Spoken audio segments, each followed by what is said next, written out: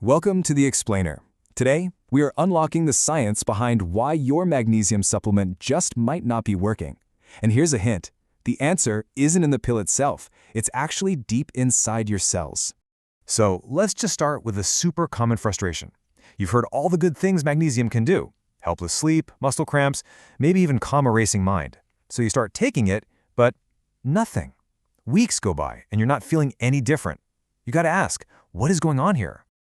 Okay, let's really dive into this. Here's what we're going to cover. We'll start with the magnesium question, then we'll go beyond the pill to understand how this stuff actually works. After that, we'll expose the cellular roadblock, find magnesium's missing partner, and most importantly, I'll give you 4 keys to unlock absorption. Right. First things first, let's tackle that big question head on. Why isn't it working? So many people are trying to do the right thing for their health, but it feels like it's all for nothing. Let's get to the bottom of it. People are turning to magnesium for some very real, very draining issues.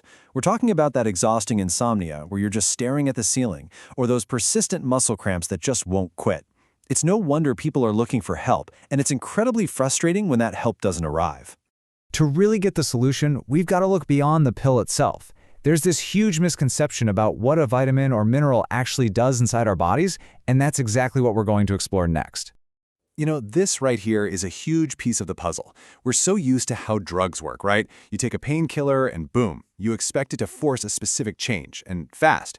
But nutrients like magnesium, they're totally different. They're more like helper molecules. They can't force anything. They can only work if the environment inside your body is already set up for them. And this really gets to the heart of the problem. You see, the most common, cheapest form of magnesium out there is magnesium oxide. But just look at this. Research shows our bodies only absorb about 3% of it. 3. That is a tiny, tiny fraction of what you think you're getting. And this quote just hits the nail on the head.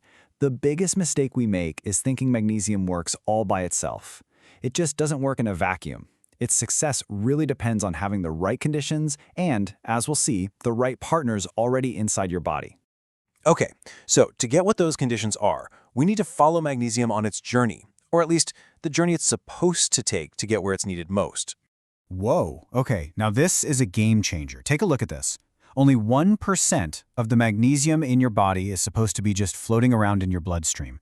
A whopping 99% of it needs to be inside your cells. That's where all the magic happens. So for magnesium to get into that 99% sweet spot, it has to get past this critical gatekeeper, the cell membrane. Think of it like a bouncer at a super exclusive club. It decides who gets in and who stays out. And this is where we hit our first huge roadblock. Modern diets are often loaded with these highly processed seed oils, canola, soybean, cottonseed oil. The problem is these inflammatory fats can actually make our cell membrane stiff and damaged. They literally block the gate so magnesium can't get in. And it's not just the bad fats either. Our eating habits play a massive role. All that constant snacking and the high intake of sugar can lead to something called insulin resistance. And guess what? That's just another giant roadblock that slams the cellular door right in magnesium's face. Okay, so we've got the roadblocks figured out, but here's the kicker. Even if magnesium gets to the cellular door, it can't really do its job without its essential partner. And here it is. The research is absolutely crystal clear on this one. Magnesium and vitamin D3 are like a buddy system. They are completely dependent on each other. If you're low in vitamin D, your body just can't use magnesium the right way. And it works the other way around too.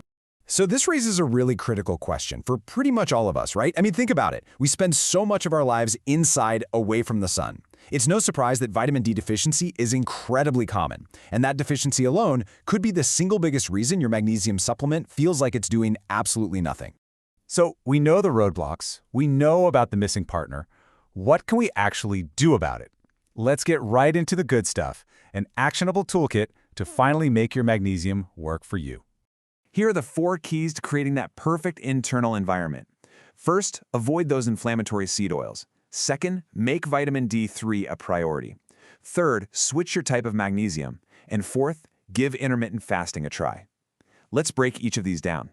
Okay, step 1 is all about swapping out those seed oils that make your cell membranes rigid. Instead, research points to using what you might call ancestral fats, stuff like real butter, extra virgin olive oil, and coconut oil. These help keep those cellular bouncers healthy and flexible. And that brings us right to step 2, prioritizing vitamin D3. Remember that buddy system? Making sure you're getting enough sun or supplementing with D3 is an absolute non-negotiable if you want your magnesium to work. And this brings us to step 3, realizing that not all magnesium is created equal. Instead of that poorly absorbed oxide form, you might want to consider magnesium glycinate. Not only does it have much higher absorption, but the glycinate part is an amino acid that actually helps support calm and sleep too. It's a win-win. And that leads us to a final key, step 4, which is all about tackling that blood sugar roadblock we talked about. By giving your body a break from constant snacking, intermittent fasting can help improve your metabolism. This makes your cells much more sensitive and ready to finally absorb that magnesium you're taking.